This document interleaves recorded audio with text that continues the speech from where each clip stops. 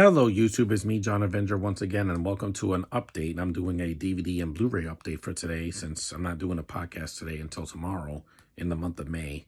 So let's do this quick DVD and Blu-ray update. I got a couple of things to show for May that I'm going to see in May and June and do podcasts for, hopefully, or just see. First, I'm going to do these 4 films. It's only 4 of them. I'm still missing 5 Rocky Balboa and 3 Creed movies, which I haven't even seen yet. So we got the first 2 Rocky films, Rocky and Rocky 2. I can do these as a podcast in May or June because there's, there's a couple of holidays coming up. You got Memorial Day, Flag Day, and Independence Day. I might do one of these. And then you got Rocky 3 and 4. These are just 2 double bill, bare bones DVDs. So I could just do a podcast for them and rewatch them because some of them I haven't seen in a while. I haven't seen 2 in many years. And 5, I'll eventually find it on DVD. Now, this one is a double bill, but I'm just going to see the second one and do a podcast and then get rid of it. But I got another copy of Pacific Rim and Pacific Rim Uprising, unfortunately. But that at least I could just do a podcast for quick. Here's the 2 discs. The first one, which is a good one, I'll defend that one, but Uprising was really disappointing. It was just like it's like Transformers and the people. There's barely any people in the movie. There's mostly like a bunch of empty fights. Half of the cast is gone from the first film. Charlie Hunnam is never mentioned again. The Asian girl dies. I don't care about John Boyega. I just don't. I'm sorry. There's a lot of problems with that sequel. I'll do a podcast for it and then never mention it again because it's not a good sequel. It should have been straightforward. Without Guillermo del Toro, it just didn't work. It's just an empty sequel, mindless calories. Now, these were really good. I like all of these films. I'm still missing Minions 2 and Despicable Me 4. My sister has it, but this is the Illumination Presents 4 movie collection of Despicable Me 1, 2, 3, and Minions, which I've never had before. So I'm glad to have those in this set. My sister has all the other ones on, well, 2 of them on Blu-ray and 2 of them on DVD. There's the first one. There's the second one, my favorite. The third one, which is underrated. And then you have Minions, the yellow disc. Yeah, these films are funny, man. Those Minions crack me up every time I watch them. They're like the Three Stooges with, that little yellow corn pops with 1 or 2 eyes. They're very funny, and they get me through these films. Gru is so funny, too, and I love Lucy in the sequels. The kids are cute. It's a good franchise for Illumination. I mean, their best is still the Mario movie, because I was very surprised by that. But this is pretty close to one of their better films, because Sing, I'm just not a big fan of those.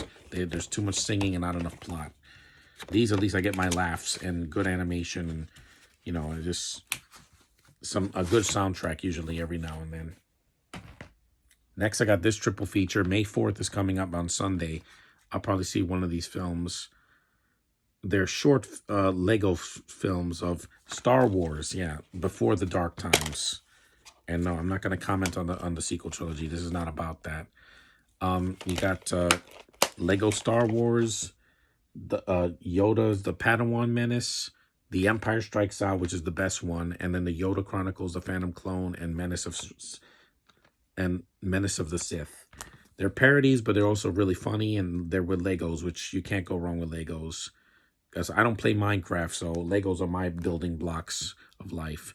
And it's the Star Wars I care about, the originals and the prequels. None of this Disney crap that we've been, shoveling in our faces. See, there's the 20th Century Fox logo.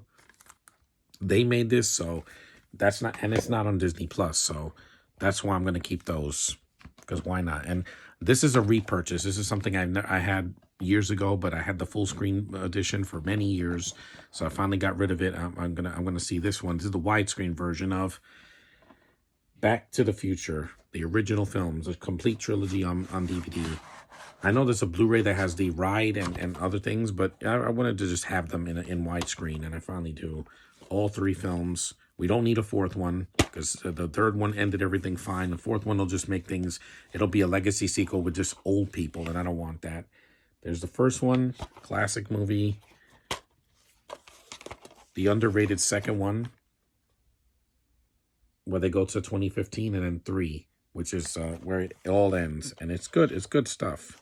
The Back to the Future movies, they're all good. There's not one bad one in the bit. Some people hate 2, some people hate 3, but I enjoy all 3 of them. I didn't see the second one as a kid because they never aired it. They would just air once on cable. But I finally saw it when I was like 15. And I'm like, yeah, it's fun. They go to the actual future, so it's not a lie.